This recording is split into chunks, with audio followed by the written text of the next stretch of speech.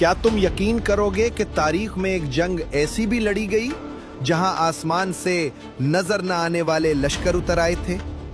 ये मैदान बदर था, जहां कुफ्र और इस्लाम का पहला और सबसे बड़ा टाकरा हुआ।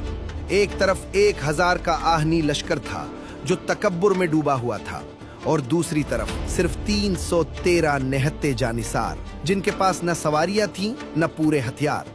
बज़ाहिर ये जंग शुरू होने से पहले ही खत्म थी, लेकिन फिर रेत के टीले पर सजदे में पड़े रसूल खुदा की आंखों से आंसू जारी हुए और आसमान के दरवाजे खुल गए। दुश्मन के सिपाहियों ने बाद में गवाही दी कि हमने हवा में कूड़ों की आवाजें सुनी और ऐसे सफेद पोश सवार देखे जो जमीन पर पांव नहीं रखते थे। ये वो मौजिजा था जिसने साबित कर दिया कि फतह तादाद से नहीं बल्कि आसमानी मदद से मिलती है। अगर आप भी मानते हैं कि ईमान सबसे बड़ी ताकत है तो कमेंट में अल्लाहू अकबर लिखें।